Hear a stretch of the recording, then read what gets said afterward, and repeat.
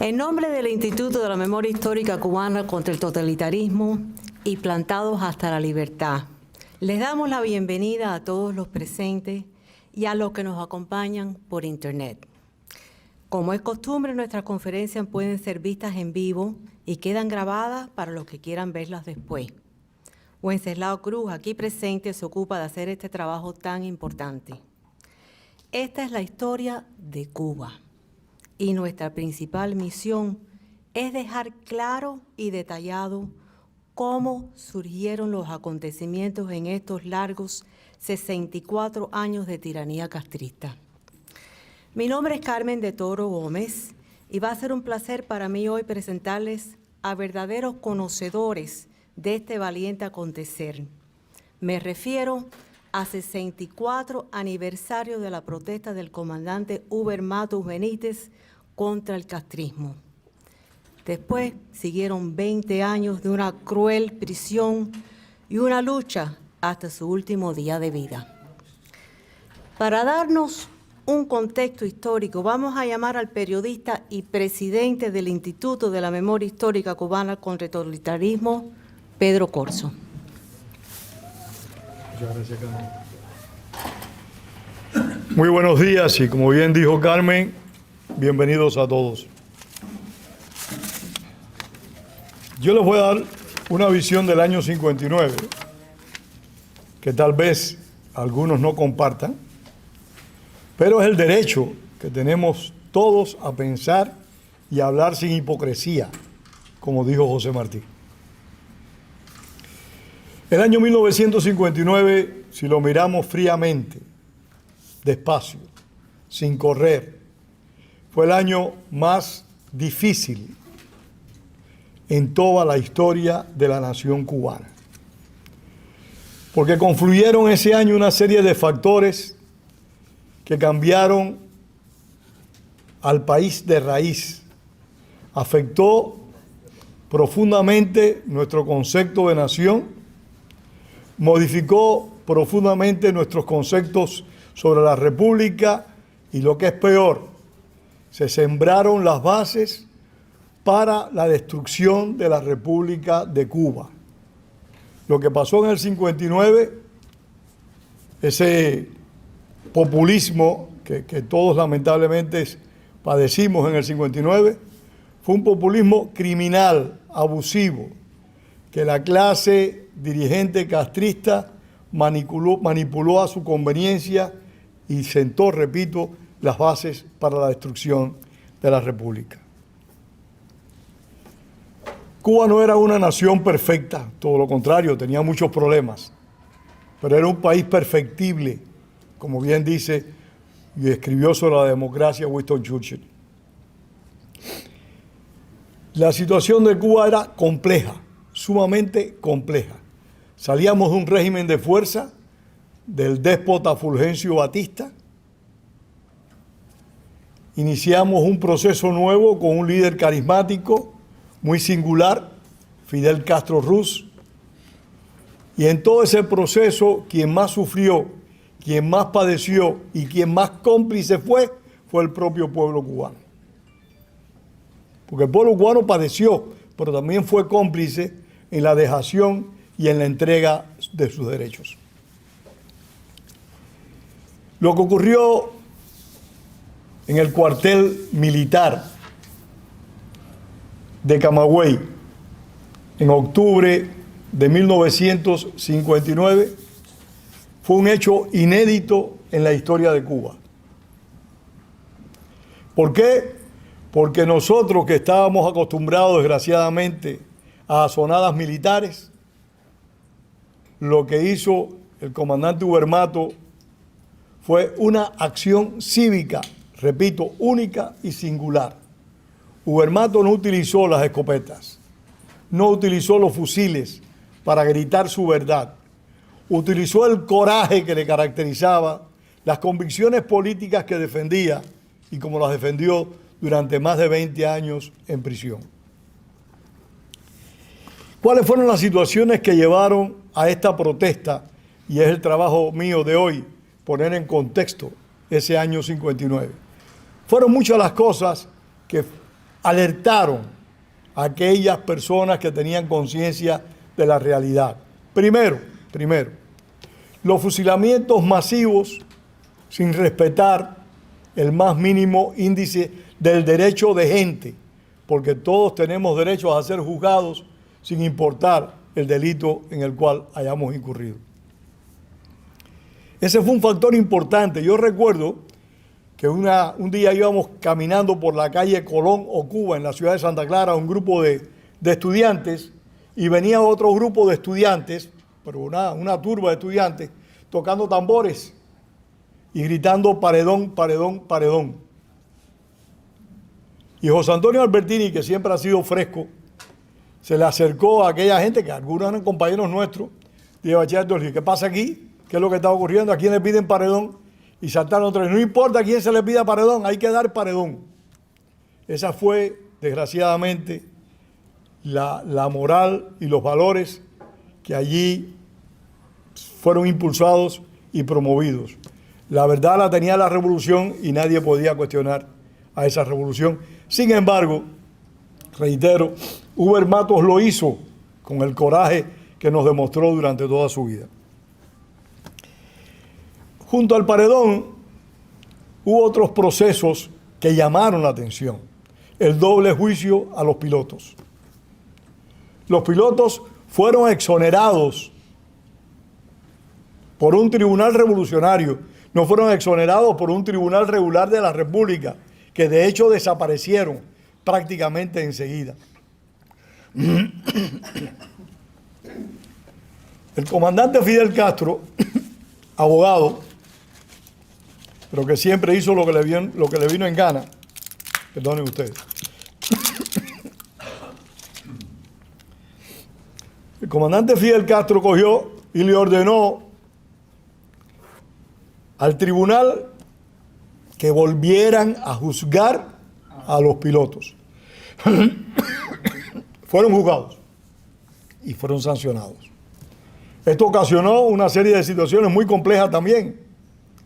Un suicidio, asesinato, porque todavía se discute si el teniente del Ejército Rebelde, creo que era Rugerio Peña, no estoy muy seguro, ¿tú te recuerdas? El teniente Rugerio Peña, creo que era... Pena, muchas gracias. Era comandante. Comandante. Sí, Pena. Se pegó un tiro. Gracias. Otros, como Michel Yabur, se empezaron a alejar de la revolución porque eso fue una canallada pública de Fidel Castro y de los que lo apoyaban ciegamente en ese momento. Después hubo otra cosa que debió llamar la atención. La ida de Cuba de Pedro Luis Díaz Lán. ¿Quién era Pedro Luis Díaz Lán? Un joven piloto cubano que era a la sazón el jefe de la Fuerza Aérea Revolucionaria. Díaz Lán, si no me equivoco, fue el que llevó a Uber Matos a Cuba, a la Sierra Maestra, con un cargamento de armas. O sea, era un hombre con credenciales revolucionarias. Vino para Estados Unidos, denunció en el Congreso la penetración comunista que había dentro de Cuba y en Cuba no pasó nada. Simple y llanamente, Castro, Carmen, dime el tiempo. Castro hizo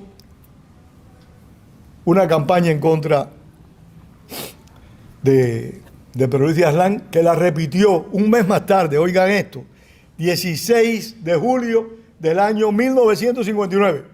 Le dio un golpe de Estado a Urrutia. Porque cuando nosotros leemos por ahí, Urrutia renunció. No, señores, no se engañen, Urrutia no renunció. A Urrutia le dieron un golpe de Estado. Y hay que decirlo, Fidel Castro era un golpista, aparte de decirse revolucionario. Bueno, todos sabemos, recientemente murió para mí, uno de los héroes más importantes de nuestro proceso contra la dictadura, Roberto Perdomo. Roberto Perdomo, hay documentales filmados por Wenceslao Cruz del Instituto de la Memoria Histórica, donde Roberto Perdomo describe esos acontecimientos de julio del año 59 y cómo Fidel Castro fue madurando todo eso para tratar de destruir a Urrutia y crear condiciones para él asumir el poder absoluto. Ese mismo mes, ya y anteriormente, varios dirigentes del movimiento 26 de julio se habían reunido con Castro y le habían expresado su preocupación por la penetración comunista, en particular en las Fuerzas Armadas. En aquella revista que ustedes recordarán que se llama Verde Olivo, que estaba totalmente controlada por los comunistas. Se le acercaron el comandante Hugo Matos, se le acercó otra persona que Rogelio conoce, Rogelio Cisneros, un cubano ejemplar, presidente vitalicio de esta institución, un hombre que realmente, de él vamos a hablar en breve, un hombre excepcional también, como otros muchos hombres y mujeres que hemos conocido en este largo proceso. Hablaron Orlando Bosch, que era coordinador del 26 de julio en ese momento en la provincia de Las Villas, todos, Agramonte, todos se sentaron y hablaron con Fidel Castro. Él no escuchó a nadie. Como decíamos en presidio, el 21 de octubre, a Hugo Matos se le llenó el gorro de guisazo, dijo esto no da más, e hizo lo que debía hacer para demostrar de que un sector del pueblo cubano que respaldaba la revolución y un sector del liderazgo de esa revolución no estaba de acuerdo con la penetración comunista. Y se produjo la protesta en el cuartel militar, de la cual va a hablar Rogelio Matos a continuación, si no me equivoco. Estos son acontecimientos que estamos obligados a conocer, que desgraciadamente,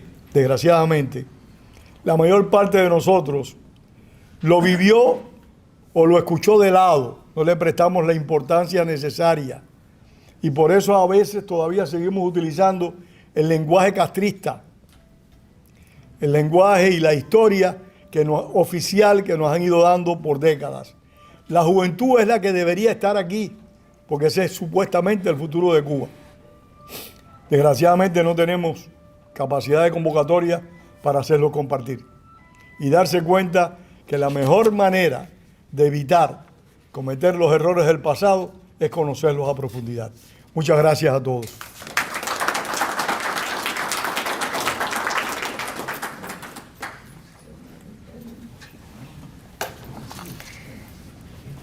Ahora, para contarnos los sucesos del 21 de octubre de 1959, tenemos una persona que a los 13 años de edad, cuando era un niñito, estudiante en el Colegio Cisneros de Camagüey, fue testigo presencial de los hechos que resultaron en la condena de su padre a 20 años de prisión. En 1960 logró salir de Cuba y reunirse con su familia en el estado de New Jersey. Se graduó de ingeniero eléctrico y ha dedicado la mayor parte de su vida a respaldar la obra patriótica de su padre. Fue responsable de crear y supervisar la parte técnica de La Voz del CID. Actualmente secretario general de Cuba Independiente y Democrática. Es un placer poder tener hoy aquí al hijo de Hugo Matos, Rogelio Matos Arbalruce.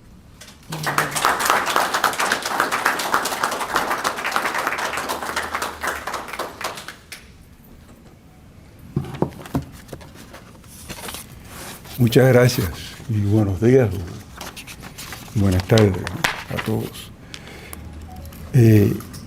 Las imágenes que me vienen del 21 de octubre son varias, pero la más viva era un día de semana, miércoles, día de ir a la escuela, día normal, de rutina.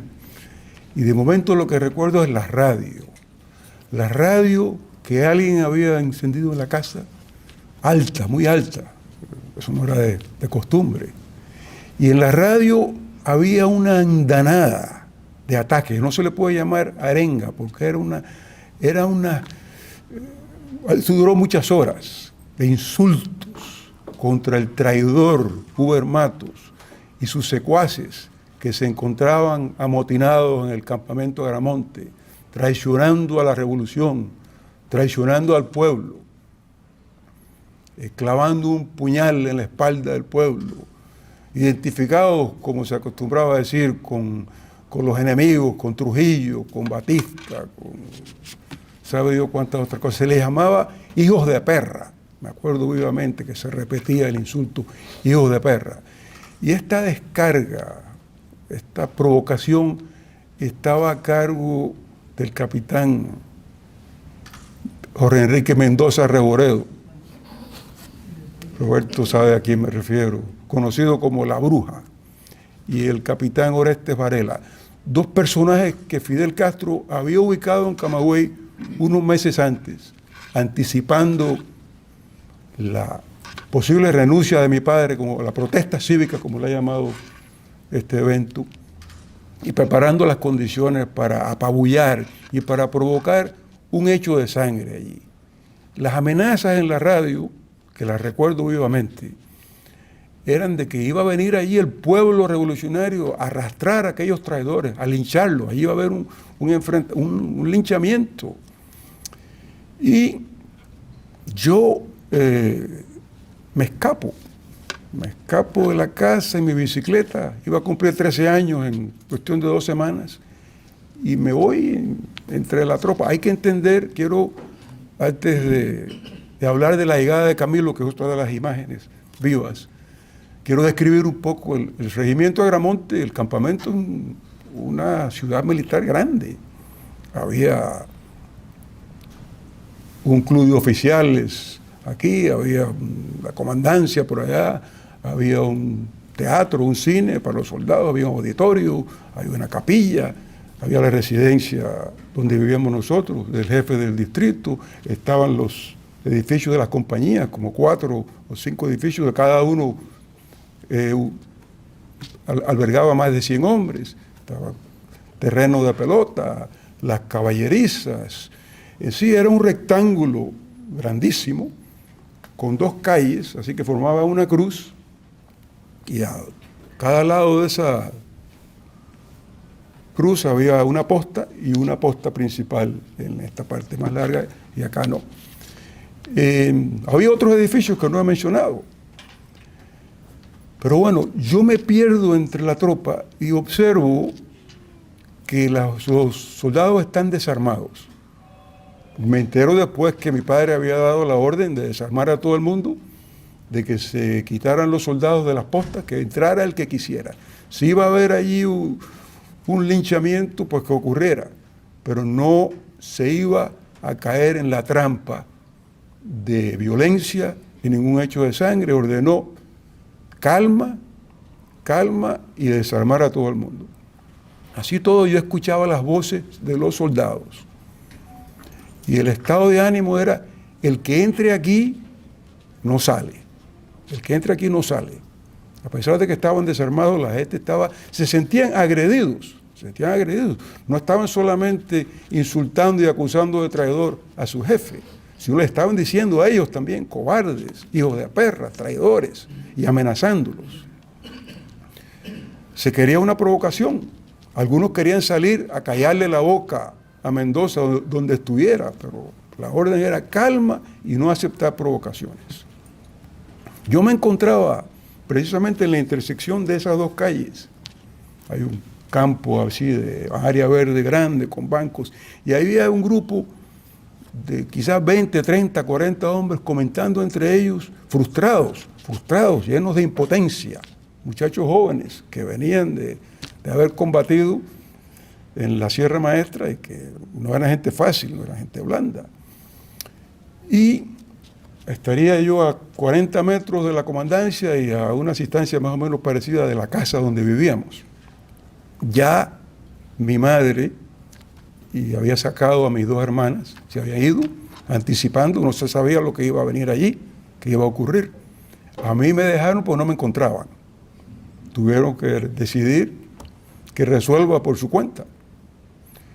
Estaba yo escuchando aquello y de momento veo a Camilo Cienfuegos que entra por una de las postas del costado en 7, 8 vehículos, jeeps, cargados de hombres. Habría una veintena de hombres armados con rifles. con Cienfuegos a la cabeza del primer vehículo.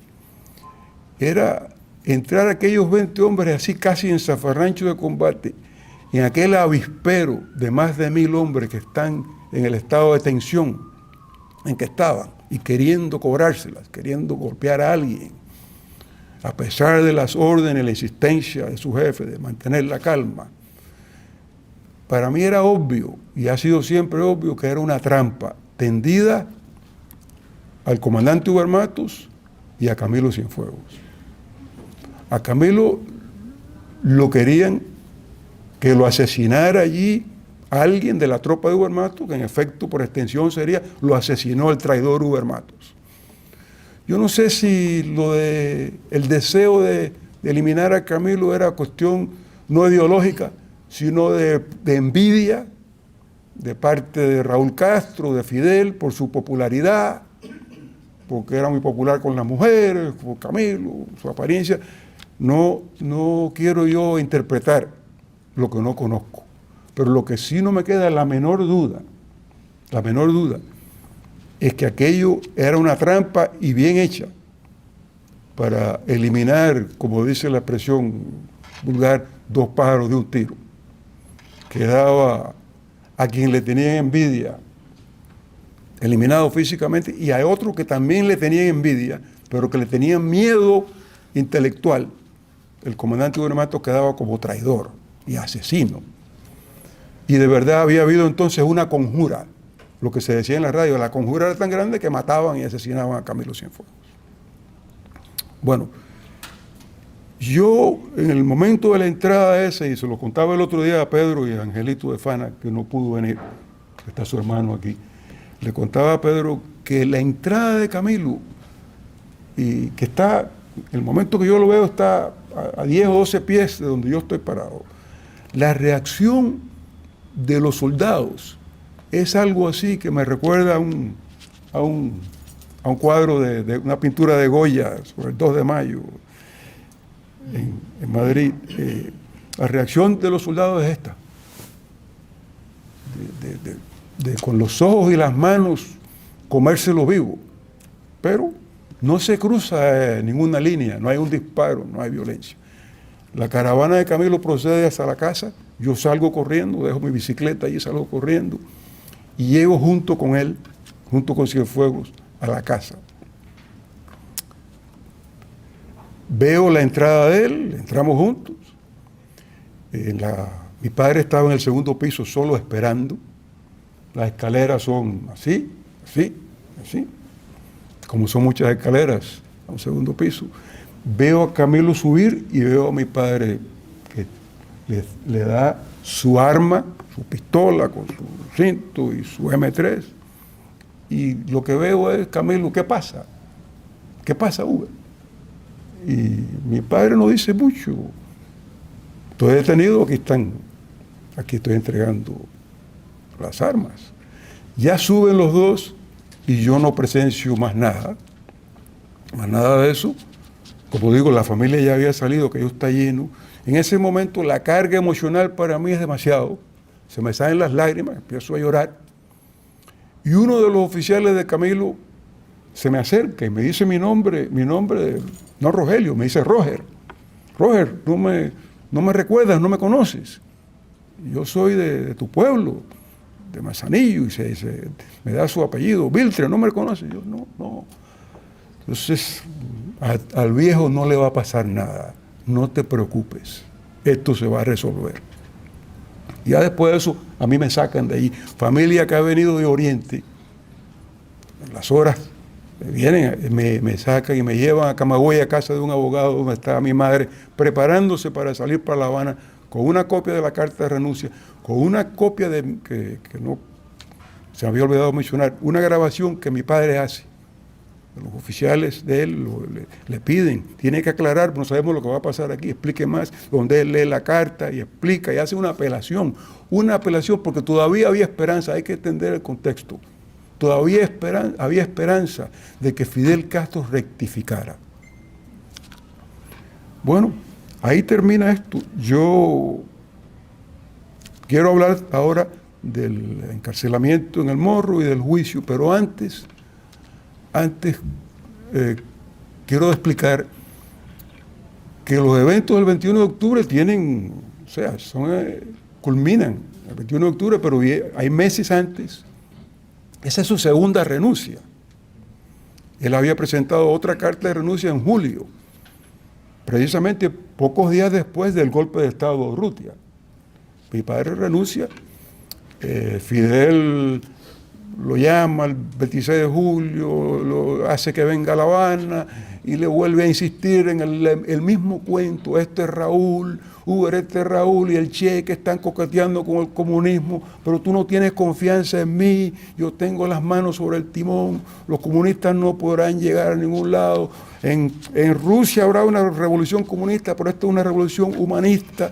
Yo te necesito, pero bueno, ya esta conversación y esta renuncia, como explicaba Pedro, es parte de una serie de conversaciones que mi padre ha tenido no solo con Fidel Castro en varias ocasiones, sino con Manolo Ray, con el propio presidente Urrutia en junio, en Camagüey, con otros ministros, con Carlos Frank, el director de Revolución, con una serie de personas que estaban vinculados al régimen, que estaban muy preocupados, vinculados al proceso revolucionario, no al régimen, al gobierno, y que estaban muy preocupados. Quiero leer aquí una carta de él, unos párrafos, en el libro, donde describe él la reunión con Ray, con Frankie, con otros, y dice: para mí la única vía posible es separarnos en grupo del gobierno, como último recurso para salvar la revolución. Tenemos que denunciar la penetración comunista y crear conciencia popular de que hay un grupo de hombres de primera fila en la esfera oficial que ha hecho un llamado de alerta al país, renunciando a sus cargos. Aunque varios de los que me escuchan me dan la razón en cuanto a esta necesidad, advierto una peligrosa inercia, un temor que prolonga el actual estado de cosas. ¿Qué hacer? Presionar desde el gobierno ha sido hasta ahora inefectivo. Se me hace muy difícil pensar en una maniobra para derrocar a Fidel. Sería enfrentarnos al pueblo que está fanatizado con este hombre. Se interpretaría como un complot ambicioso. ¿Matarlo? A la vista de la gran mayoría de los cubanos, sería un crimen imperdonable. Lo único que lograríamos sería entregarle el poder a Raúl y al Che, quienes con esa acción radicalizarían el proceso hacia el comunismo, y el pueblo en su fanatismo los apoyaría sin saber las consecuencias. En ese estado mental, 2 o 3 días antes, debe haber sido el viernes, antes de la renuncia, mi padre una mañana me dice: usted no va a la escuela hoy, nos vamos para La Habana. Un viaje de un día a La Habana. Vamos en un avión de Cubana de Aviación, no vamos en un avión militar, vamos en un avión de Cubana de Aviación desde el aeropuerto. Me deja en la calle San Lázaro, en el Vedado, en casa de las primas, las tías, allí cerca de la universidad, y se va. Voy a una reunión y regresa, cuestión de horas, y de regreso a Camagüey. Yo era muy joven y él, como natural, no me confió a qué había ido a La Habana. Pero años después, 20 y pico de años después, conversando, me dice: fue mi última apelación al grupo, fue mi última. ¿Ustedes van a dar el paso o lo tengo que dar solo? Y la conclusión es que lo tengo que dar solo, porque aunque están de acuerdo, nadie cree que se puede lograr mucho, vamos a decirlo así. Ese es el contexto. El día 21, ya el libro está detallado, Fidel llega allí, hace su algarabía, otros oficiales deciden renunciar. Si Huber es traidor, pues nosotros somos traidores también y renunciamos. Hay un grupo como de 20 hombres que renuncian, capitanes. No mencioné que la carta del 19 de octubre que termina el 19 de octubre, la entrega en persona del capitán Carlos Álvarez. ¿Cómo estoy de tiempo? ¿Estoy bien? La entrega el teniente Carlos Álvarez a Fidel en persona. Fidel devuelve una nota en que dice, te puedes ir, no hay problema, te puedes ir, quedamos como amigos, la revolución te necesita, pero esto y lo otro. Eso es el día 20, la respuesta de Fidel, y en la madrugada del 21 ya conocen los datos, lo que he dicho. A mi padre lo trasladan junto con los oficiales a la fortaleza del Morro, al castillo del Morro. Lo meten en un calabozo terrible. Es una ventana, propiamente una ventana de aquella fortaleza colonial. Los que hayan estado en el Morro los ven, las construcciones de la época. Un espacio abierto así, que los muros se van cerrando y termina en una ventanita y casi no se puede parar uno. Lo tienen ahí metido. Y el 26 de octubre, cuando Fidel Castro pide paredón ante cientos de miles de cubanos en La Habana, a él le ponen un televisor, a mi padre ahí, para que vea a cientos de miles de cubanos gritando para Uber Mato, paredón, paredón, paredón. Forma de ablandarlo. Y Fidel Castro manipula a la población, mezclándolo con el vuelo de Díaz Lán sobre La Habana, donde había volado Díaz Lán, soltando unas proclamas, denunciando la traición al pueblo cubano, y que Castro manipula como el bombardeo de La Habana, un bombardeo de La Habana que en realidad, si hubo metralla que cayó en algún lugar de la capital, fue fuego antiaéreo, tratando de derribar al avión que cayó y hizo algún daño en la ciudad. Pero manipulado así, con la traición y el bombardeo, y el traidor Uber Mato se gritó paredón, paredón, y mi padre tuvo que aguantar eso. Pocos días después, hay una anécdota que quiero relatar. Mi madre me lleva al muchacho de 13 años que la acompañe al Banco Nacional, a la oficina del Che Guevara, a una reunión con el Che Guevara, donde ella, a pedirle que cambien las condiciones infrahumanas en que tiene a su esposo preso. Recuerdo porque estamos sentados en aquella pequeña habitación, este individuo, el aire acondicionado, todo lo que da, Guevara con su abrigo puesto y con su cosa para el asma, inhalando. Y bueno, mi madre muy directamente le dice, yo no vengo a pedir disculpas ni a pedir clemencia, yo vengo a pedir, porque a Uber lo tienen en estas condiciones, describe las condiciones, describe lo del televisor, y pide que use su influencia para que lo reúnan al resto de los compañeros que están allí mismo en el Morro. Y Guevara entra en una serie de explicaciones que no se me olvidan, porque dice que él sabe que Uber Matos no es traidor, pero que el error que ha cometido Uber es que esa semana, precisamente el 21 de octubre, y esa semana de octubre, estaba la convención en La Habana de la Asociación Americana de Agentes de Viajes, el ASTA. Y yo recuerdo haber visto los kioscos del ASTA en el Vedado.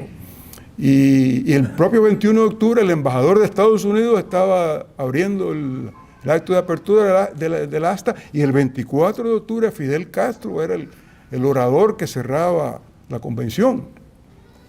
Y que la carta de Uber, la renuncia de Uber, precisamente en ese momento, era una provocación, provocando y alegando que había una conspiración comunista, era provocar una intervención americana, provocar la invasión de los Estados Unidos. En eso consistía el acto de traición. Pero bueno, mi madre firmemente le dice, yo no vengo aquí a discutir las razones de mi esposo. Lo que vengo es a pedir que no se le tengan esas condiciones. Y Guevara se compromete, mañana mismo yo voy a presentarme en el Morro y eso va a cambiar. Cosa que no hizo. No hizo porque este era un falso. Me puso la mano aquí en el hombro. Le dijo a mi madre, señora, la llevamos al hotel. Y mi madre, no, vinimos en guagua y nos vamos en guagua. No, la llevamos al hotel. Yo no entendía por qué el carro estaba ahí.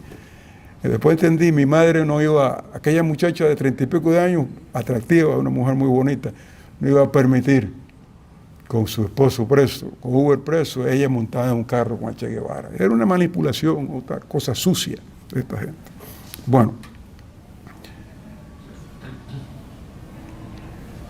Después de esto ya viene el juicio, que es del 11 al 15 de diciembre. Quiero Si el juicio se realiza en el teatro del Campamento Militar de Colombia, la sede del Estado Mayor, que creo que ya para esa época le llamaban Ciudad Libertad. Y aquí quiero leer un poquito más antes de concluir del libro. Y también el estado mental de mi padre. Día antes del juicio. Fidel tiene el monopolio completo del juicio. Me juzgará un tribunal militar seleccionado por él mismo, en el que todos sus miembros le son incondicionales. También escogió al fiscal y a los funcionarios a cargo de las tareas auxiliares, tribunal, testigos, lugar y público. Pero él será el verdadero fiscal y también se reserva el papel de testigo acusador. Él ordenará la sentencia al tribunal para que la comunique públicamente. Pero llevo mis ventajas. Estoy preparado para el peor escenario. No me hago ilusiones. Creo que me van a fusilar. Voy a decir la verdad y me van a tener que escuchar. Vivo soy un problema para ellos, muerto también. Así que me lleven a la cárcel o al paredón, ellos pierden. La llegada al teatro, la caravana de escoltas, el grupo de Camagüey viene en una guagua. Cuando se bajan, para sorpresa de ellos, hay unos 200, 300 hombres militares, allí mismo afuera del teatro, que rompe un aplauso cuando se bajan. Una cosa inesperada. Ellos todavía no controlaban, ni controlaron la muerte de Camilo, porque no tenían en el campamento aquel día, ni pueden evitar. Mi padre y los oficiales se sorprenden de ver aquello y reconocen algunas caras de la tropa de Camagüey, gente de Camagüey que ha viajado, de la columna 9, que están ahí a la expectativa que va a pasar y que aplauden al grupo cuando se baja. Y hay otros militares que se contagian, que están allí con sus compañeros y aplauden. Del juicio, y después hay otra cosa que creo que le salva la vida. Fidel ha reunido al público, como dice el libro, al público. Hay más de 1000 oficiales del Ejército, de la Marina, de la Fuerza Aérea, que están allí para que vean un escarmiento de lo que ocurre al que se atreve a cuestionar al máximo líder. Cuando mi padre, el presidente del tribunal, le dice, el acusado tiene algo que decir, al principio mi padre se para y empieza su defensa. Y aunque lo mandaban a callar, al acusado no se le ha preguntado eso, al acusado no se le ha preguntado eso, él los ignora y da la defensa de quién es él, qué ha hecho y por qué está allí. Y aquel grupo de oficiales cuando él termina lo aplaude. Y creo que Fidel Castro cogió miedo porque no controlaba los eventos todavía y porque en la prensa internacional también no se debe obviar eso. En Europa y en Estados Unidos, algunos intelectuales y periodistas empezaron a escribir sobre esta injusticia y empezaron a comparar al caso del comandante Hubert Matus en Cuba con el caso de un oficial francés de origen judío, Dreyfus, que había sido a finales del siglo pasado injustamente sentenciado y acusado de espionaje. Y varios periodistas americanos y franceses en particular, había todavía prensa extranjera en Cuba, compararon a Hubert Matus si era un Dreyfus moderno, que si estaba ocurriendo aquella cosa. Hay una famosa carta de Emilio Zola que se titula Yo acuso, en el caso de Dreyfus, y todo esto sale en colación y Fidel se asusta. Fidel se asusta y decide 20 años y lo trituramos en prisión. Yo quiero concluir con que yo creo que Hubert Matus triunfó, a pesar de los 20 años de cárcel y 20 años de torturas y todo eso, triunfó porque al encontrarse en aquella disyuntiva entre el camino correcto y el camino fácil, escogió el correcto y el pueblo cubano hoy en día lo aprecia. Y aunque la alerta que quiso dar a toda la población no funcionó, por lo menos alertó a elementos patrióticos, a elementos que lo necesitaban. El otro día conocí a una presa política, Genoveva Canaval, que cayó en prisión siendo una muchachita y que la metieron 6 años de prisión y me dijo, tu padre fue para nosotros un ejemplo, una inspiración. Así que en ese sentido triunfó, contó su verdad y hasta el último minuto de su vida hasta el último minuto de su vida lo dedicó a defender los derechos de su patria. Hay una expresión, un escrito de Carlos Alberto Montaner donde le llamó el último de los mambises, y creo que era merecido, y creo que es un hombre que todavía tiene vigencia. Muchas gracias.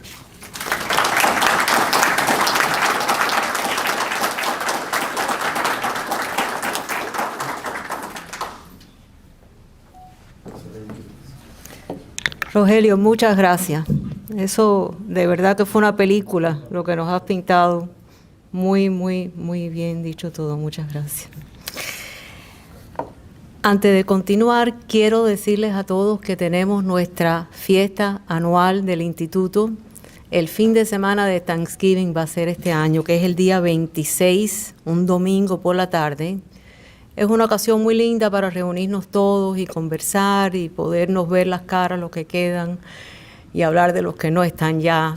Les invito a que nos acompañen. Yo tengo los tickets aquí. Si quieren, al final me pueden ver. Todavía quedan entradas. Ya está bastante llenito, pero quedan todavía. Ahora nuestro próximo ponente nos va a explicar la visión patriótica de Hubert Matus.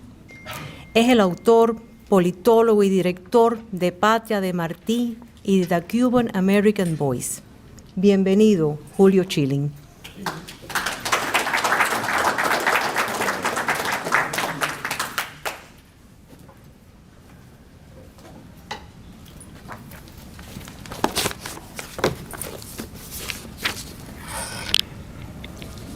Bueno, buenas tardes. Le quiero dar las gracias a Rogelio Matos por esta invitación, a Pedro Corso del Instituto de la Memoria Histórica y a Ángel de Fana de Plantados hasta la Democracia para permitirme ser parte de esta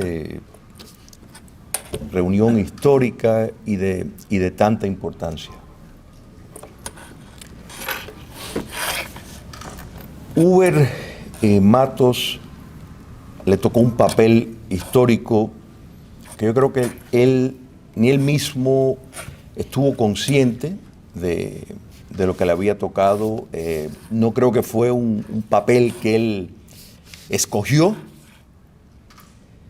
y podemos decir que hay un antes y un después en cuanto al impacto que eso tuvo en la política cubana y su percepción en el exterior. La revolución cubana, como se le llama, fue traicionada. O sea, uno cuando hace un análisis de una figura, de un hecho, siempre hay que entender el contexto, porque si no se pierde lo más trascendental, porque las cosas ocurren y a veces ocurren repetidas veces y uno dice, lo mismo, no. Entonces esto es importante entender. El caso cubano fue uno de los pocos donde triunfa un régimen marxista-leninista que había negado consistentemente que era marxista-leninista. Esto es muy importante entender. Eso no lo hizo Mao Zedong, eso no lo hizo Ho Chi Minh, eso no lo hizo prácticamente ningún comunista que estaba llevando a cabo una guerra para tomar el poder político. Sin embargo, no lo hizo Salvador Allende, que lo estaba haciendo por las urnas. Sin embargo, sí lo hizo Fidel Castro. A pesar de las conexiones que ya habían, donde no era un secreto, ni mucho menos que del día a la noche decidió ir por el comunismo porque los Estados Unidos le estaba haciendo la vida difícil. O sea, hubo un golpe de Estado ideológico. Y dentro de ese elemento que luchó para remover el régimen autoritario de Fulgencio Batista, había una corriente poderosa democrática. Y había dentro de los corazones de muchas de esas personas que querían ver un cambio, ese mismo anhelo. Es que de eso hablaban, de volver a la Constitución de 1940. Es más, de cumplir, de poner en práctica las promesas que no se habían cumplido, de llevar a Cuba a un lugar mejor aún de donde estaba. Esto fue la promesa. Y en ese motor estaba la figura de Huber Matos. Pero la realidad es que Huber Matos no fue solo un intelectual, un idealista que se lanzó a la lucha por su patria, que, dicho sea de paso, tuvo un papel importantísimo en un momento en que los rebeldes alzados necesitaban armamentos, fue crucial. Sino Huber Matos fue uno de los líderes principales de ese movimiento. O sea, sacamos a Fidel Castro, Raúl Castro, Ernesto Guevara, a ver quién más queremos poner, Camilo Cienfuegos, ¿quién viene? Almeida, no, Almeida no. Está Huber Matos. Quiere decir que había una relevancia práctica militar de ese motor que estaba llevando a cabo esa guerra en Cuba. O sea que no era simplemente un oficial más, que los habían y los habían muchos idealistas, pero la realidad es que Huber Matos tenía el respeto de muchos y me atrevo a decir el temor de Fidel Castro, porque pensaba, exponía sus ideas claro y estaba muy firme en lo que quería para Cuba. O sea, Fidel Castro, en mi apreciación, entendió bien desde el principio, por eso quería que Huber Matos volviera al exilio, que volviera para recaudar fondos, porque no lo quería ahí en el protagonismo con él. ¿Por qué? Porque podía elaborar ideas y sus ideas tenían una base democrática. Que esto es otra cosa que quiero decir. O sea, curiosamente, el marxismo ha reservado sus ataques más brutales a la socialdemocracia porque lo considera que les desviaron. Si vemos, por ejemplo, la crítica de Edward Bernstein, para poner un contexto, que era marxista, el socialdemócrata alemán, que le hace al marxismo, es un enjuiciamiento brillante porque está poniendo estadística y le dice, mire, Marx se equivocó, Engels se equivocó, esto no es así. O sea, entonces por eso es que le declararon la guerra a todos, o sea, le pedían su cabeza, porque podía poner en riesgo la retórica que ellos querían establecer. Huber Matos no fue socialista, no fue marxista. Socialdemócrata, bueno, puede ser, pero entendemos, y esta es una discusión que tengo con muchas personas, la socialdemocracia opera dentro de un régimen democrático y de libertad. El hecho de que ciertos corrientes, y yo no pretendo hablar por Huber en cuanto a esto, pero es una percepción que tengo, que muchas veces la democracia cristiana pues tiene muchas cosas en conjunto en cuanto a la visión de redistribución, determinadas prioridades y cómo organizar una economía y una sociedad, pero hay que hacer siempre esa distinción. Si hubiera sido socialista, si hubiera sido marxista, lo que pasa es que le dice socialismo, Marx en eso fue, socialismo, comunismo, lo habló como un sinónimo. Entonces son después personas que se quieren separar un poco, que le quieren dar un cuerpo separado al socialismo, pero no es cierto. Ni tampoco existe el socialismo democrático. Pero la socialdemocracia es otra cosa completamente diferente dentro del campo democrático. Hago esta distinción porque es importante para la historia, es importante cuando miramos gran parte de los logros de la República, se basó precisamente, esa clase media que creció, fue producto de una estrategia, eso no ocurrió de la nada. O sea, y eso hay que entender, y muchos de nuestros economistas, nuestros líderes democráticos de Cuba republicana, pese a todos los defectos, tenían esa visión y se logró ese gran campo que luchaba contra el régimen de Batista dentro de las filas revolucionarias. Con apego democrático, veían el llevar a Cuba a esa próxima escala. Repito, la comunización de Cuba ocurrió tan rápido Estamos ahora en octubre. A muchos de ustedes, igual que a mí, seguramente les parece que el nuevo año, parece que fue los otros días que estábamos celebrando el nuevo año, que estábamos celebrando el 20 de mayo. Sin embargo, estamos en octubre, ¿no es verdad? Bueno, a estas alturas, en Cuba, en el año 1959, había ocurrido un mundo. O sea, ya para marzo había una penetración notada dentro de las Fuerzas Armadas, porque el comunismo internacional entendió que quien controla las armas puede controlar la política, y en Cuba eso era un hecho muy común. En mayo, el Instituto Nacional de la Reforma Agraria, el INRA fue la herramienta para colectivizar a Cuba. Y estaba usando nada menos que las Fuerzas Armadas del poder político radical. Esto lo vio Huber Matos, igual que otros compatriotas. Pero esto fue muy claro, el curso que el nuevo régimen estaba tomando. Pero cuando repito nuevo régimen, yo creo que esto, recogiendo de lo que estaba diciendo Rogelio y Pedro, es muy importante recordar que en el año 1959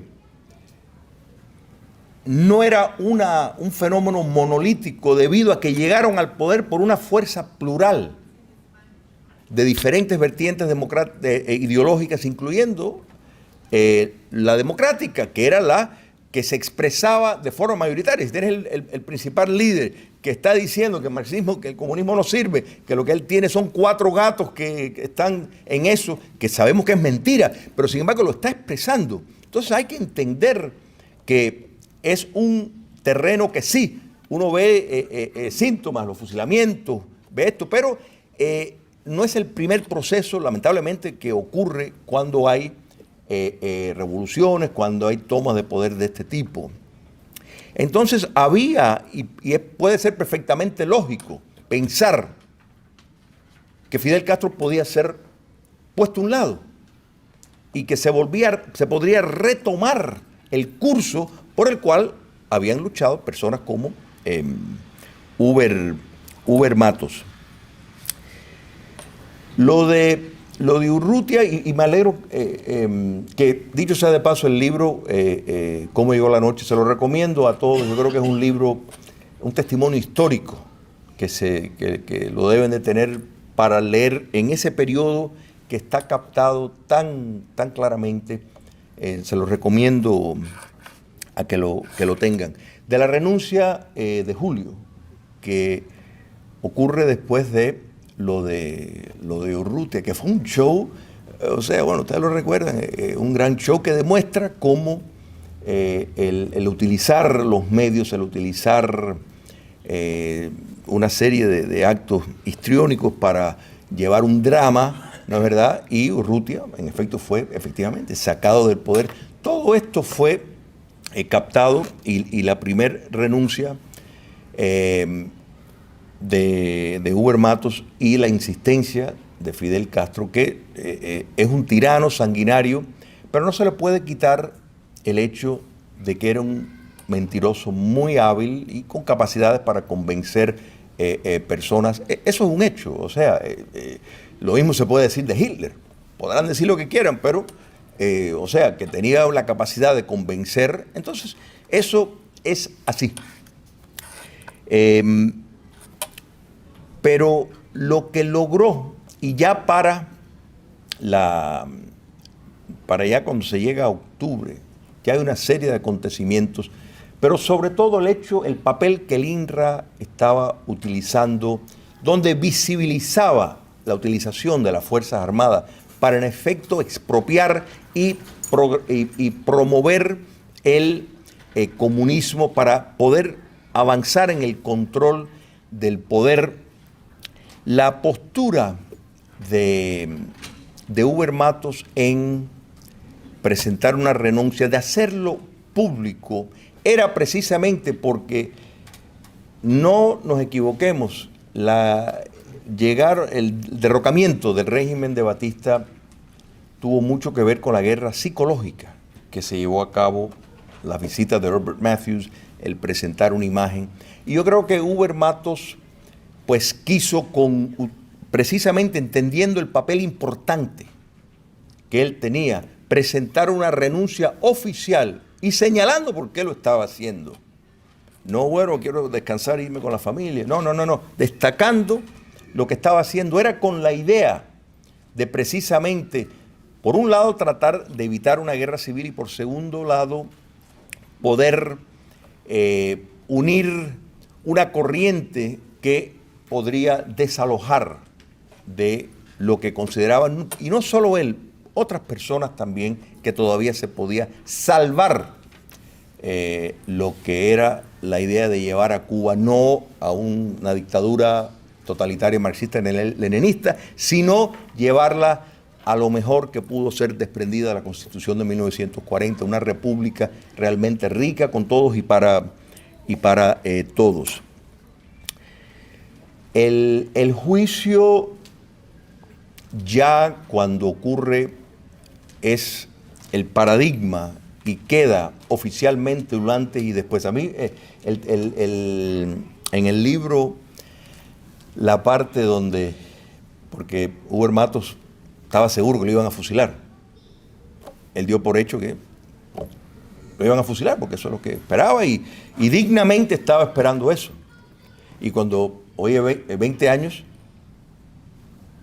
se quedó como un poco perplejo, porque él no esperaba que le iban a condenar 20 años, él estaba esperando el fusilamiento, era lo que el dictador estaba pidiendo. Yo creo que el relato ese, Rogelio, es muy cierto. Yo creo que Castro adquirió un cierto temor, una preocupación y dijo, no, vamos a tomar este paso porque esto se puede causar un gran revuelo. Ese antes y después del acto de Hubert Matos, que en efecto fue una protesta cívica viniendo de uno de los principales comandantes del movimiento militar, representó para todos los que veían la posibilidad de que aquello podía turnar, particularmente fuera de Cuba ya se vio como un caso perdido. Cuba ya está en el bando comunista. Para concluir, lo que conocemos de Sócrates lo conocemos por Platón. Es más, a veces la distinción no se puede hacer si estamos hablando de Platón o Sócrates, pero lo que conocemos de Sócrates viene por medio de él. En uno de sus libros, Los últimos días de Sócrates, ese gran filósofo que era quien, pues, Platón idealizaba que debería de dirigir un país, está el juicio injusto, y Sócrates ahí pues enfrentando a ese cuerpo dictatorial, y bueno, la sentencia es muerte. Pero los esbirros, más bien no, lo que querían era salirse de Sócrates. Y en aquel momento la tecnología no era como ahora, o sea, si te mandaban, si te ibas para otro lugar, probablemente nunca ibas a regresar. Y a Sócrates los visitan para decirle, vamos, te puedes escapar y puedes evitar esto. Y Sócrates les dijo, no, yo no puedo. Yo tengo que cumplir con el papel que me ha tocado. Y él se tomó el veneno y murió. Tuvo la oportunidad de escapar, pero no lo hizo. Escogió ese camino porque dijo, este es el camino moral, este es el camino que va a dejar un precedente y así lo voy a hacer. Hubert Matos lo honramos hoy y recordamos esa acción heroica y ese papel. Yo creo que tiene que ser para todos una inspiración de vida y un motor para esa nueva Cuba. Muchas gracias.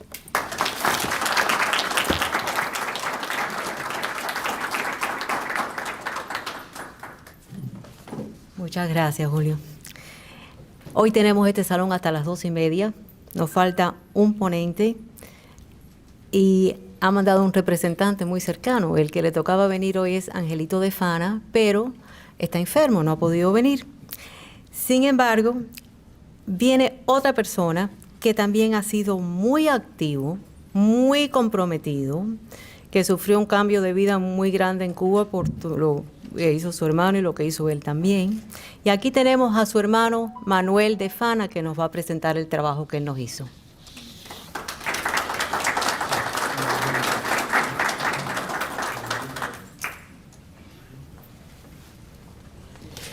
Muy buenas tardes. Primero quisiera decir que me invade mucho orgullo de estar hoy presente ante ustedes y con Rogelio Chile, el presidente del Instituto de la Memoria Histórica, porque realmente es algo indescriptible el oír hoy las cosas que hemos sabido de Huber Matos. Yo me crié sabiendo de Huber desde que tenía 9 años. Yo era un poco más joven que Rogelio. De él oía en cada visita que acudía a ver a mi hermano, o en las cartas, y era Huber y Huber y Huber. Y así sucedió hasta que conocí personalmente a Huber, también en Venezuela, en casa de Lamazares, y desde entonces siempre he sentido esa gran admiración. Hoy mucho más por las cosas que he oído de su vida. Se suponía que mi hermano participaría en este 64 aniversario de la primera protesta nacional contra el totalitarismo y el comunismo en Cuba. Huber Matos, el 21 de octubre de 1959, fue llevado, arrestado, y a mi hermano le ilusionaba poder estar aquí presente por la amistad que lo unió, por haber tenido el privilegio de compartir con él proyectos de trabajo en favor de la libertad de nuestro país, en contra de la tiranía comunista, y porque con toda seguridad vendría a compartir en este salón con compañeros que, como él, militaron en el CID durante mucho tiempo. El pasado jueves, después de un par de días de padecer lo que se suponía podía ser una simple gripe, le detectaron que había infectado con el COVID-19. Por ello me ha pedido lea este documento por él preparado sobre Huber Matos y la relación de trabajo que hubo entre ellos. Y es aquí donde comienza su escrito. Habiendo escuchado ustedes relatos de su hijo Rogelio sobre la protesta y el juicio que enfrentó su padre, el comandante Huber Matos, me remito primeramente a hacer mención de su prisión. Entre el 11 y el 15 de diciembre transcurrió el Consejo de Guerra, que impuso una condena de 20 años de cárcel al comandante Huber Matos. Huber en todo momento se declaró inocente y víctima de una conjura creada por Castro. El Consejo de Guerra se desarrolló en Colombia, sede del Estado Mayor del Ejército, y de ahí fueron trasladados a una galera de la prisión de la Marina de Guerra en El Morro. 22 oficiales de la tropa de Huber fueron sentenciados a condenas entre 2 y 7 años de prisión. Al principio, Huber fue mantenido aislado del resto de sus compañeros y algún tiempo después se reunieron nuevamente. Huber nos contaba que continuamente era objeto de provocaciones por parte de la guarnición, que supuestamente debió haber sido escogida por los Castro. La asistencia médica era prácticamente nula, lo que provocó una especie de motín, dándole fuego a todo lo que pudo ser quemado dentro de la galera, en el morro. Las visitas le fueron suspendidas. Para ese entonces, Hoover recibía la visita de su esposa María Luisa. El 9 de enero de 1960 fueron sacados de la prisión del Morro y llevados al aeropuerto militar de Columbia. En horas de la mañana del 10 de enero, dos B-26 en los que viajaban aterrizan en el aeropuerto de Nueva Gerona, siendo recluidos en uno de los pabellones cercanos al hospital de la prisión modelo de Isla de Pinos. Muy pronto los edificios circulares estarían colmados con los presos políticos de la lucha contra el comunismo, haciendo realidad la épica conversación del general Gerardo Machado: ya vendrá algún tirano loco que las llene. Y las llenó. ¿Y de qué manera? El capitán Cartaya, director de la prisión a la llegada de Hoover, fue sustituido por el también capitán Padilla, quien, por mediación en una conversación sostenida con María Luisa, esposa de Hoover, le propone a este la fuga por medio de una avioneta que los llevaría a Estados Unidos. Hoover no lo acepta. Y ahora me recordaba lo que decía Chile de ese gran filósofo. No lo aceptó. Y no lo aceptó porque no quería dejar abandonado a 3 de sus oficiales que estaban presos por haberse solidarizado con él. Otro plan para sacar al grupo en una nave marítima no lo convence. Pero Padilla logra sacar entonces de la prisión al oficial rebelde Jorge Sotús, teniendo ambos que asilarse en la Embajada de Brasil. Cosa rara, Padilla nunca obtuvo el salvoconducto para salir de Cuba y muere misteriosamente en dicha embajada. En octubre de 1960 le prohíben durante un año a su esposa María Luisa la visita por haber intentado ingresar en un dulce una pastoral del arzobispo Pérez Cerantes. Al transcurso de los años, Hoover queda solamente acompañado por el capitán Cruz, ya que el resto del grupo, algunos habían logrado fugarse y otros habían cumplido su condena. En los primeros años, María Luisa y su hija Carmela viajan a España. Ya sus hijos Hoover y Rogelio habían salido a Costa Rica y Lucy, la otra hija, ya se encontraba viviendo en Texas. Solamente quedaba, algunas primos, pero a la visita fundamentalmente era llevar su padre, Rogelio, abuelo del Rogelio aquí presente. El 21 de junio de 1965, Hoover y su compañero Cruz dejan de vestir la ropa de civil. 6 años vistiendo ropa de civil en aquel ambiente. Y le dan el uniforme amarillo, con la P en las espaldas y en las piernas del pantalón.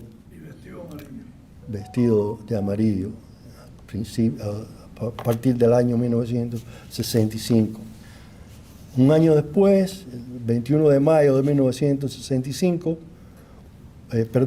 un año después, el 28 de mayo del 66, fueron trasladados por vía marítima a Batabanó y de allí a la cabaña, donde permanecen durante 33 días en el patio con el resto de la población penal o de los presos que ahí se encontraban.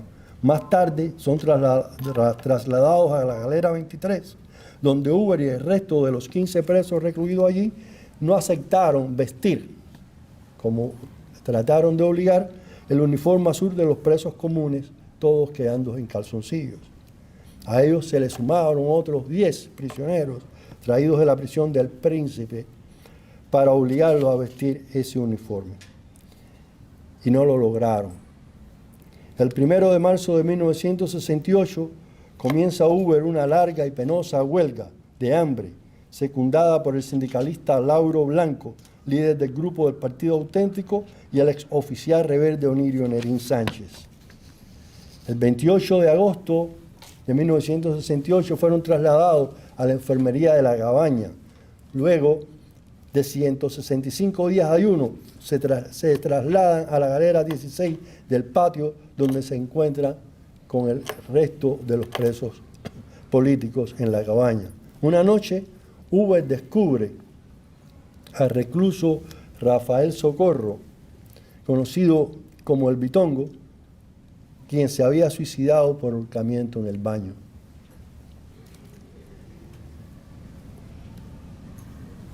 Nuevamente, Hoover participa en una huelga en La Cabaña de más de 800 prisioneros. Esta vez lo acompañan Silvino Rodríguez y Tony Lamas. Hoover nos contaba cómo había sido cruelmente torturado durante la huelga por oficiales,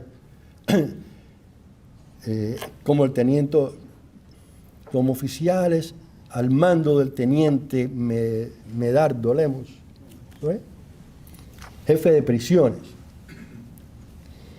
Un nuevo traslado, esta vez para la galera 34, y el 9 de marzo de 1970 es conducido a la prisión de Guanajuato, donde comienza a organizar lo que se conoció en ese entonces como el Frente Nacional Revolucionario, que luego se convertiría en el movimiento de Cuba independiente y democrática. El 11 de noviembre de ese año, Hoover es trasladado al Príncipe, junto a un pequeño grupo de presos seleccionados, entre los cuales se encuentra el líder estudiantil Pedro Luis Boitel, el cual muere durante una larga huelga de hambre. El 10 de enero de 1977, Hoover es nuevamente trasladado al recién estrenado Combinado del Este, compartiendo la celda 1402 con valiosos compañeros que ocupaban la celda de esa prisión. Desde esa celda, Hoover compartió la acción de la quema de la bandera rusa en el comedor de la prisión y la redacción del documento en contra del diálogo contra la tiranía, firmado por 138 presos políticos del Combinado del Este.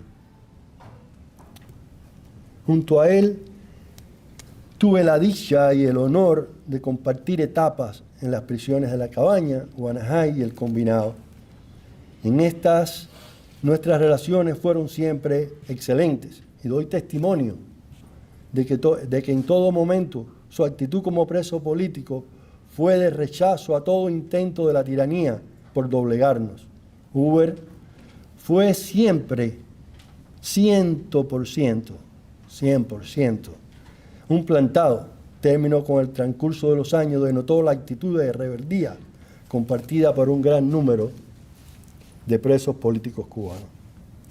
En La Cabaña mostró simpatía con el grupo el cual redactábamos la revista Fragua, y ya en Guanajuato me invitó a integrar el Frente Nacional Revolucionario, lo cual no pude aceptar por estar dirigiendo yo en ese entonces la comunidad católica de la prisión, que aconsejaba mantener una posición independiente que compartiera todas las posiciones políticas, uniéndonos en la Iglesia.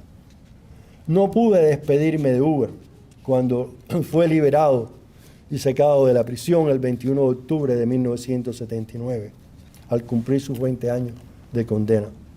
Poco antes había sido trasladado a la prisión de Boniato. Supe directamente su testimonio de cómo fue violentamente torturado al negarse al salir de Cuba sin poder despedirse de su padre y otros familiares. Del Combinado fue trasladado a su celda de la Seguridad del Estado en La Habana y de allí al aeropuerto para ser embarcado hacia Costa Rica. En el exilio, desde Miami, a donde se dirigió para residir con su esposa e hijos, Hoover desarrolló exitosamente 2 proyectos que consideró importantes para continuar su lucha contra la tiranía comunista de los Castro. Primero, el crecimiento y consolidación del movimiento Cuba Independiente y Democrática.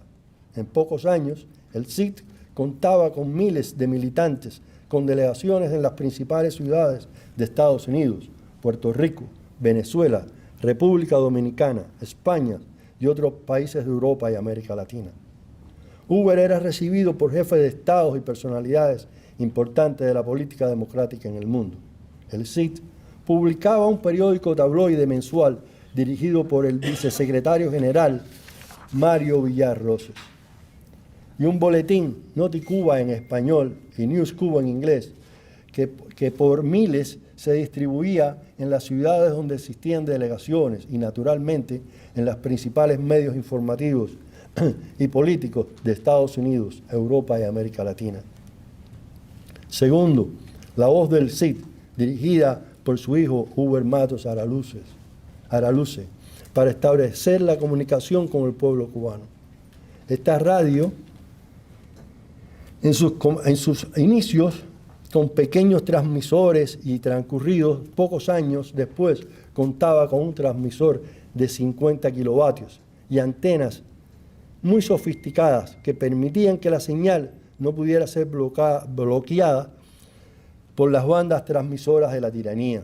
Informes de medios independientes de prensa aseguraban que la programación de La Voz del CID era escuchada dentro de Cuba, y yo doy fe de ello, de lo cual solíamos también recibir en nuestras oficinas nuestra muestra de la recepción nacional.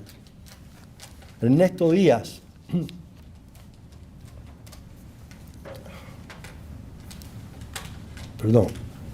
y yo escuchamos por primera vez a Hoover Matos en La Voz del CID, a través de un pequeño radio que Ernesto siempre cuidaba, encargado de mantener oculto de las autoridades en la prisión de la cárcel de Boniato. Recién llegado a Caracas, luego de mi excarcelación en 1983, Hoover y yo nos reencontramos en casa de Germán Lamazares, delegado del CID en Venezuela, quien había sido propietario de las empresas de calzado donde trabajé en Cuba. Recuerde que este es mi hermano el que está hablando, no soy yo. Sí. Para ese entonces yo tenía 10 años, todavía no trabajaba. Y donde fui hecho prisionero, mi hermano fue hecho prisionero en una de las peleterías. Le dijeron, acompáñeme por 5 minutos. Hoover me pidió participar en La Voz del CID y acepté. Desde Caracas viajé en 2 ocasiones al país centroamericano, desde donde se transmitía La Voz del CID. En aquel entonces no podía hacerse público dicho lugar. Ello fue motivo de que familiares y amigos creyesen que yo regresaba de Venezuela a Miami, cuando en verdad mi origen de vuelo era El Salvador, donde se encontraban las plantas de transmisión. Al día siguiente de mi llegada me incorporé al trabajo en la oficina del CID en Miami, primeramente junto a Juan Benemelis, escuchando la radio cubana y redactando noticias y comentarios. Recuerdo que al principio Hoover me decía que mi voz, su voz, no servía para la radio. Y en poco tiempo me convertí en uno de los presentadores estelares de varios programas y sustituto de Matos Araluce como director de la emisora. Al final tuve el gran privilegio de colaborar con Hoover en la edición de su libro Cómo llegó la noche, el cual recomiendo su lectura a todos los que deseen ampliar sus conocimientos sobre la historia reciente de nuestro país. Muchísimas gracias.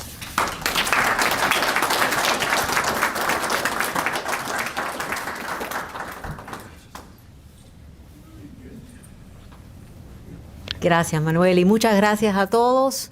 Ya vamos a entregar el salón, acabamos en tiempo perfecto hoy y solo me queda recordarle, por favor, que la cena del instituto, el fin de semana de Thanksgiving. Señora, quiero hacer una pregunta rapidita, estamos sin tiempo. Quería hacer algunas observaciones de todo esto. Mi amor, nos queda un minutico, rapidito, Yo soy dale. una guayana. Ok. Tenía 14 años cuando se inició la revolución que nosotros llamamos la revolución en Cuba. Frente a mi casa desfilaban diariamente milicianos cantando: ¿quién es Trujillo? Trujillo es un pillo. ¿Qué quiere Fidel? Batirse con él. ¿Qué quiere Guevara? Partirle la cara. 1, 2, 3, 4. La reforma agraria va. Después de eso empezaron todos los horrores en Camagüey. Camagüey se tiñó de sangre. Yo quiero que ustedes consideren esto porque lo que les estoy diciendo a ustedes en estos momentos se lo dije a Uber Matos en persona. Yo en Venezuela abrí mis brazos y los brazos de mi casa y de mi hogar a todos ustedes que están aquí y todos los que salieron por Venezuela para ayudarlos y brindarles mi mano, mi apoyo, porque los enemigos de Cuba son sencillamente la división. Eso es lo que tenemos nosotros en Cuba, la división. Tenemos que unirnos, pero yo no quiero paños calientes aquí ni tibios, las cosas como son. Mucha sangre y mucho dolor costó esta revolución en Cuba, y mucho desastre, y muchos presos políticos y muchos paredones. Así que vamos a hacer esto, porque yo quiero que ustedes sepan que donde quiera van a tener una mano amiga en mí. Pero vamos a saber identificar dónde están los psicópatas, dónde están los verdaderos tiranos, porque hoy en día tenemos a los demócratas implementando exactamente las mismas cosas. Bueno, mi amor. Y está sucediendo, y lo estamos viendo. Y Pero tenemos que reaccionar a esto como deben. Ok. Permiso, gracias. Mi nombre es Gracias. María Lamar. Gracias a todos otra vez. Me decían en Venezuela Chiqui Casares. Muy bien. Y por favor, para que ustedes sepan, mi mano está abierta a todos, pero todos menos las mentiras. Ya somos muy adultos para caer en mentiras. Gracias a todos por acompañarnos hoy. Muchas gracias, nos vemos en la próxima y en la cena si pueden venir. Por favor, el 4 de noviembre, perdona Carmen, a las 2 de la tarde, vamos a estar aquí para hablar de figuras destacadas del exilio que han desaparecido. Así que están Y una invitados. cosa que quiero recordarle a Rogelio, que en todo Oriente y en todo Camagüey, cuando que contestaba el teléfono, se decía, Uber Matos no es traidor. Dígame, ¿qué ustedes desean? Todo el mundo.